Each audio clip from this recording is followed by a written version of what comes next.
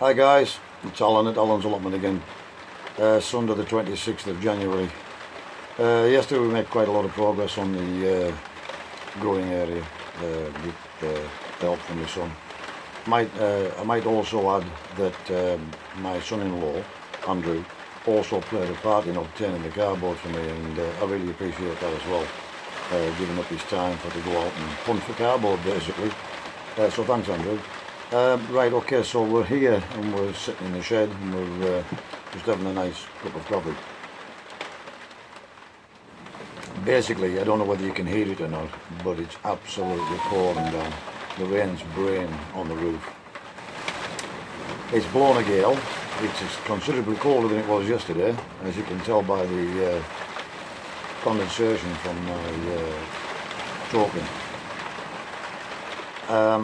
I don't know if it's going to fade up at all, but it's not forecast to be too good. So what I'm going to do is, after my cup of coffee, I'm going to take today and I want to go around one or two more of the pigeon lofts and give any that's looking a little bit grubby a clean out.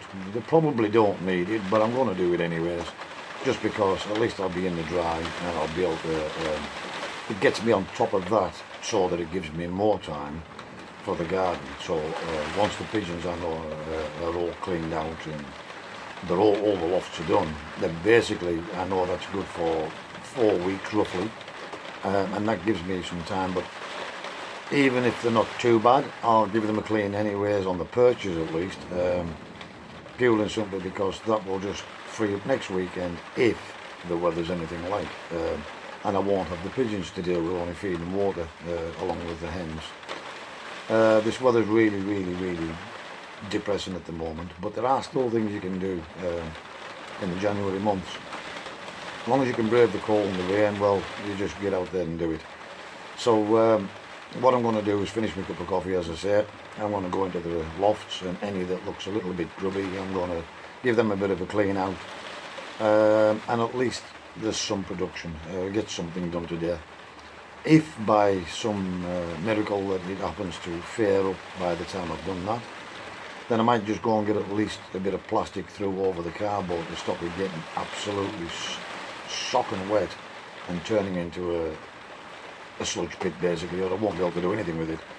So I need to go and try and get a bit of a cover over that and just put a few bricks on to hold it down, just to protect it from the worst.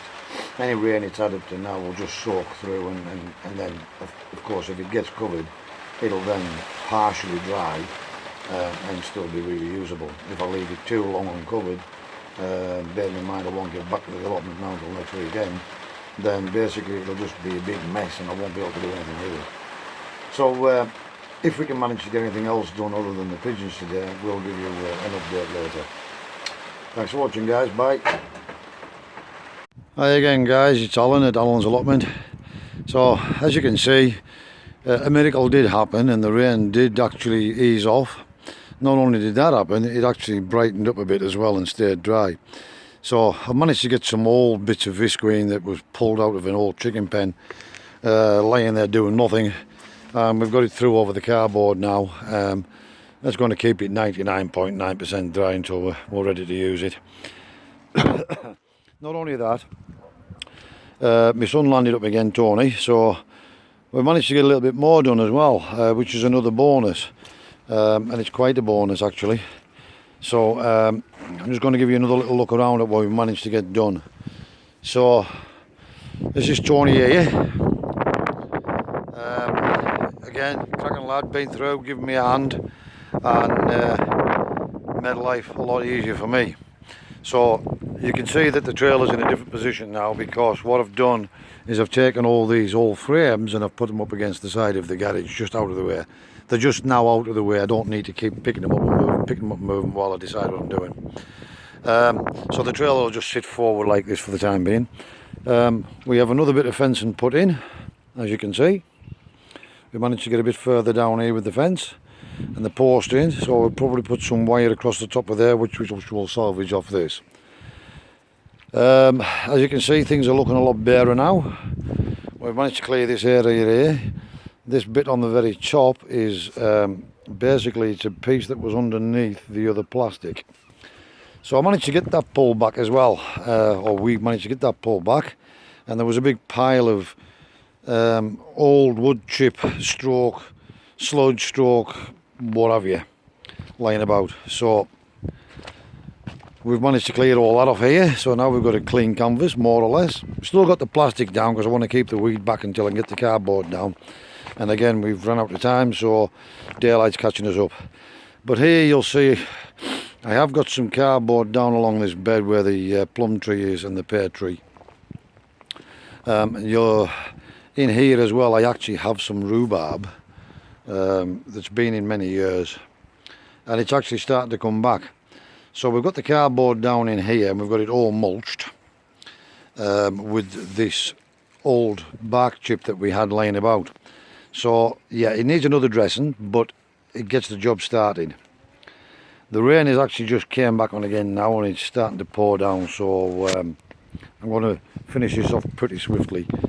Remember we had a bed here that was just a lot of weed and one thing and another, and I was in two minds what I was going to do with it. Well, we decided to do this.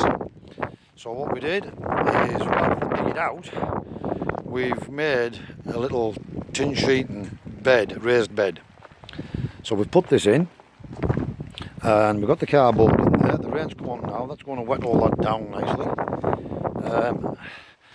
And what I'm going to do is top that up with compost, and I'm going to put some potatoes in there this year, which will further break down the soil that's in there and make that into a decent bed. We used tin sheets this time instead of one, wood isn't good for slugs. Wood attracts slugs, and two, tin lasts a lot longer. Okay, so we've got the wooden post to hold the bed in place, but yeah, the main thing is that tidies the area up massively. So taking a step further back from from a better vantage point, you can now see that this is a very, very good growing area and large area, and we are getting there. We're definitely winning. There's definitely progress being made. The area is cleared.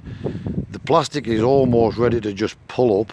The rain is dropping on the camera and playing havoc with it. But the plastic is pretty much ready to pull up as soon as I've time to get the cardboard down, and I've got the compost to go straight on top of the cardboard, ready for no dig. I've had the plastic back and looked under, and the ground is good underneath. It's been down 4 or 5 years, as I say, so basically it's done its job. It's killed, I would say, 100% of the weeds. There are still some dead stalks in the ground which I might pick out, and then again I might not. I might just go straight over with the cardboard. But yeah, so we're leaving this now for the rain to get at and wash it all down, and weather permitting, we'll come back and have another go next weekend and see how we get on. So for now, guys, it's ta-ra from me, and it's ta-ra from Tony. Thanks, guys. Thanks for watching.